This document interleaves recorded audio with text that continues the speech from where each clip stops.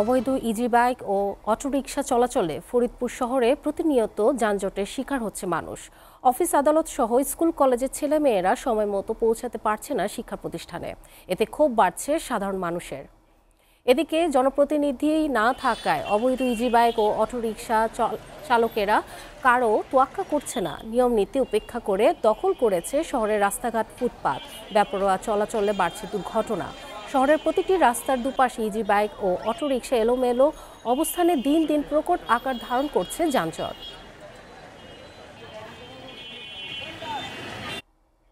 এই বিষয়ে বিস্তারিত জানাতে ফরিদপুর থেকে সরাসরি যুক্ত হচ্ছেন সহকর্মী সুজাউজ্জামান জুয়েল।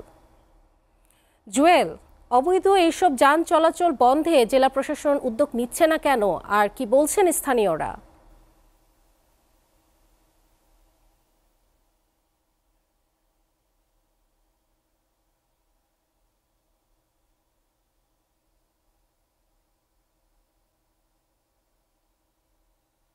বলছিলেন যে ফরিদপুর পৌরসভার কিন্তু এখন যে প্রধান যে সমস্যাটি সেটি কিন্তু এখন যানজট, অর্থাৎ যানজটের কারণে নাকাল এই ফরিদপুর পৌরবাসী।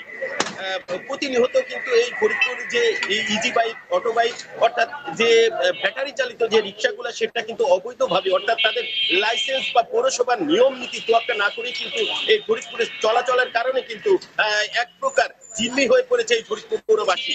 প্রতিনিয়ত কিন্তু এই যে ফরিদপুর শহরের যে থানা রোড, জনতা ব্যাংকের মোড়, আড়ং এর সামনে ভাঙ্গা রাস্তার মোড়, ক্যাপাখোলা, এই ধরনের বিভিন্ন এলাকায় কিন্তু এই পৌর যে যানজট, এই পৌরসভার ইজি বাইক এবং অটো বাইকের জন্য যে যানজট, সেটা কিন্তু পৌরবাসী কিন্তু নাকাল। তারা কিন্তু প্রতিনিয়ত বলছেন যে বিভিন্ন ভাবে তারা মিটিং করছেন এবং পৌরবাসী পৌর যে প্রশাসক তাকে জানাচ্ছেন, পুলিশ প্রশাসনকে জানাচ্ছেন যে এই যে যানজট নিরসনের যে ব্যবস্থা সেটি তারা করে দেয়, অর্থাৎ পৌরবাসীর যে নাগরিক সুবিধা, সেই সুবিধাটা তারা পেতে চাচ্ছে, কিন্তু সেইভাবে অর্থাৎ পৌরসভার যে উদ্যোগ, সেই উদ্যোগটি তারা দেখতে পাচ্ছেন না বিধায় ক্ষোভ প্রকাশ করছেন। তারা বিভিন্নভাবে স্কুল কলেজে ছেলেমেয়েরা যে যাতায়াত করছে, সেইখানেও কিন্তু তারা ভোগান্তির শিকার হচ্ছেন।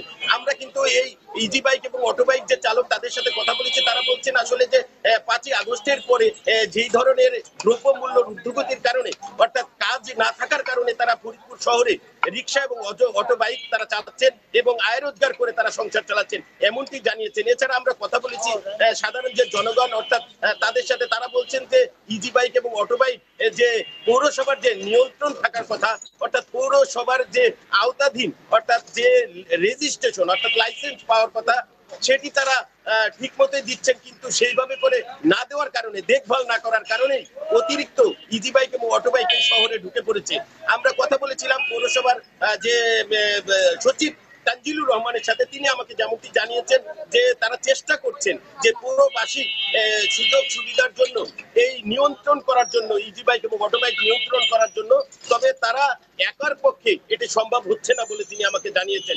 আমরা কথা বলেছিলাম ট্রাফিক প্রশাসনের সাথে। তারা আমাকে যেমনটি জানিয়েছেন আসলে আমরা 5ই আগস্টের পরে তারা বুঝিয়ে শুনিয়ে এই নিয়ন্ত্রণে রাখার যে বিষয়টি, সেটা তারা দেখভাল করছেন, কিন্তু তারা এই বুঝিয়ে শুনে পারছেন না। তাদেরকে আইনের মাধ্যমে, অর্থাৎ আইন প্রয়োগ করেই তাদেরকে এই ব্যবস্থা করতে হবে, এমনটি জানিয়েছেন।